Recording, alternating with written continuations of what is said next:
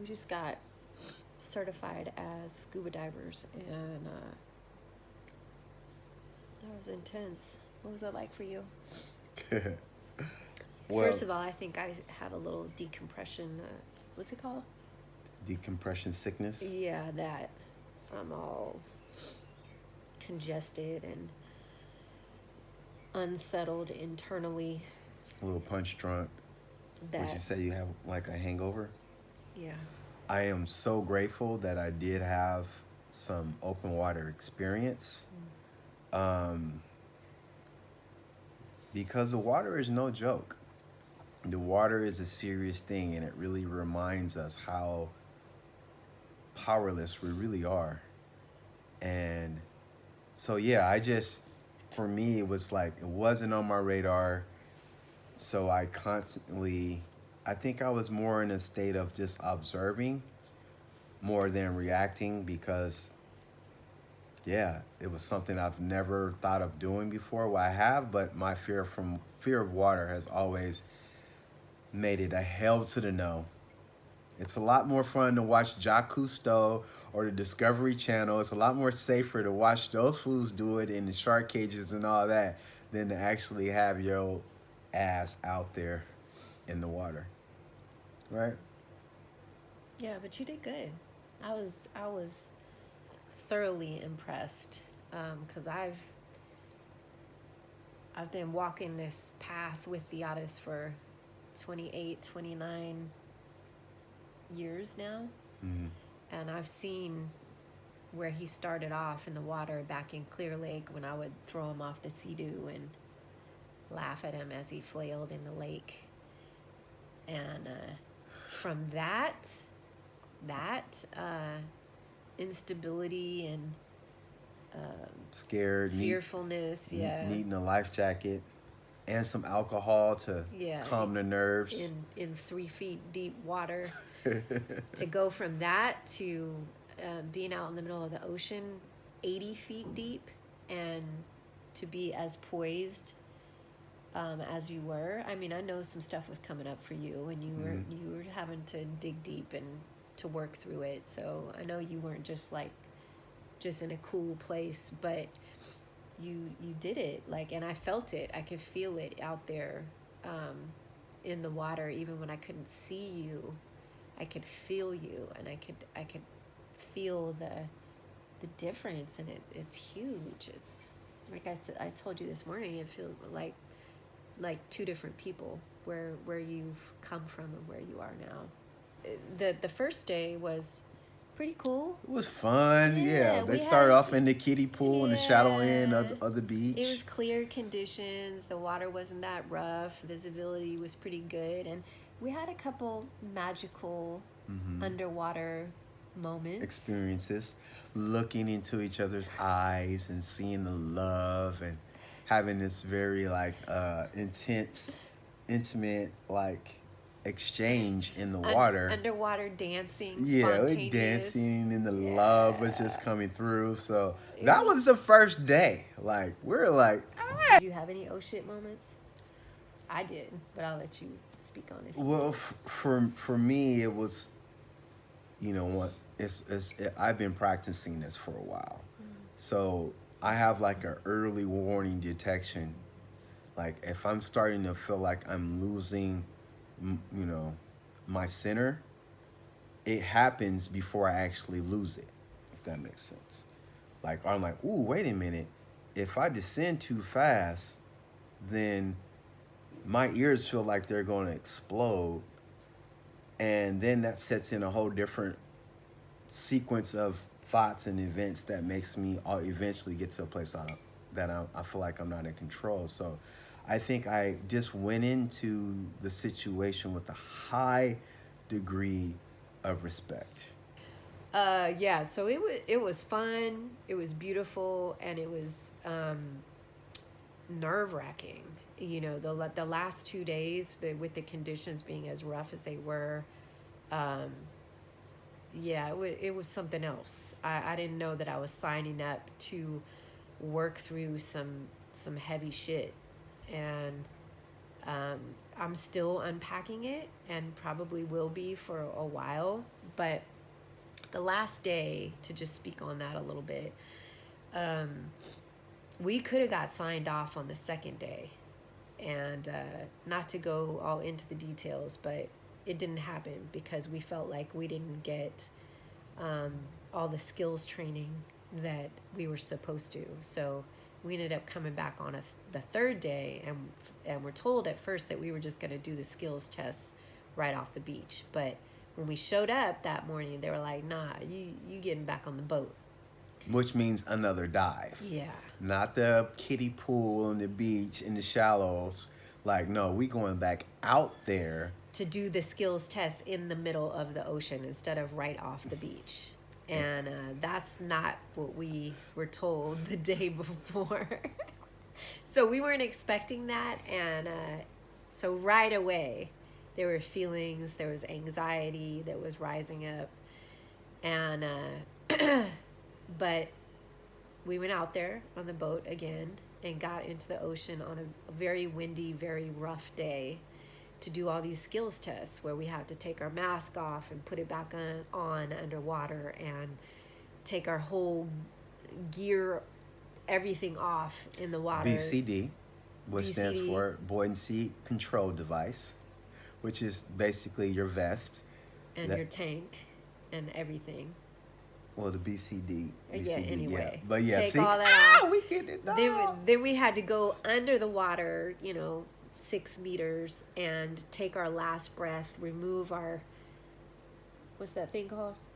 Remove our regulator off, take it off, and then swim slowly back up to the surface, on just one lungful of air. So all these different skills tests we had to do, not off the beach, but out in the middle of the ocean in very, very rough conditions. And it was very challenging. It was very challenging. And for me, I had a moment where I wanted to quit. And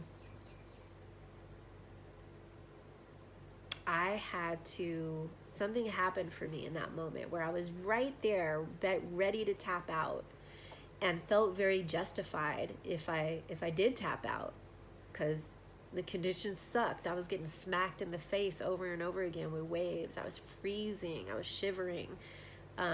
All these like really, really good reasons why I would be justified in tapping out.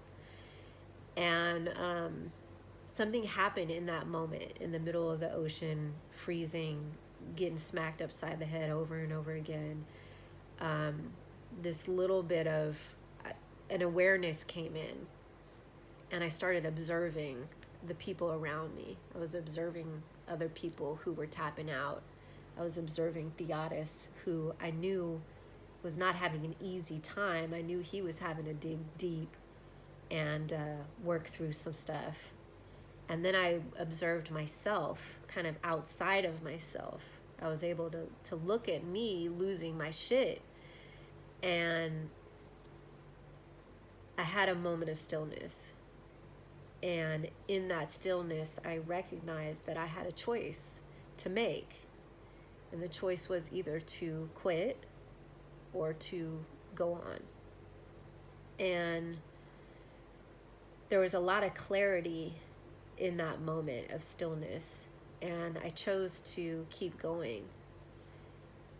And later Theodis asked me, what was it? What happened for you that made you choose to keep going and not tap out? And yeah, because I seen Tracy, she was saying, "This sucks." This sucks. And I'm swallowing seawater. And one thing I learned, out there is the language we use can help you get your shit together or lose your shit entirely. So when she was saying this sucks, I'm like, all right. Woo, them is powerful words out here. And then she was like, I'm cold. And I'm like, ooh, the words I'm cold, that can be the nail in the coffin, because it just really makes you colder. So I was curious. I'm like, all right, you went from this sucks to I'm cold. to you found your bearings and was able to go to. So I was like, I'm just like, hey, babe, so what did you do? Knowing, I know already knowing what it's like, but I was cool. I was like, so, babe, so what did you do? How did you shift that? Yeah. And so when when I went within and checked with myself and asked, what, how did I do that? How did I switch from, losing my shit to pulling it together and diving back down and finishing these not easy tests? I realized that I made a choice in that moment. A little tiny space opened up, not a big space, but a little tiny space where I was able to see that I had a choice, that I could either let my fear take over, which I have done in many ways throughout my life. I have been a slave to my fear and the story of my life and how hard my life has been and all that stuff. That I could either let that take me over, I could tell that story, or I could choose something different. And I realized that it's in those moments, in those very challenging, difficult, painful moments, that we have an opportunity to choose the person that we want to be. And I want to be the type of person who, doesn't tap out when things get tough. I want to be the person that digs deeper and is able to work through those moments and push forward. And I want to be able to tap into those other aspects of myself. And I realized that I was saying this to the artist yesterday, like, we are such multi-dimensional beings, and yet we live such one-dimensional lives so much of the time. And I think that it has to do with us being afraid of those difficult moments and trying to avoid those difficult moments because they suck. They hurt. They're very uncomfortable.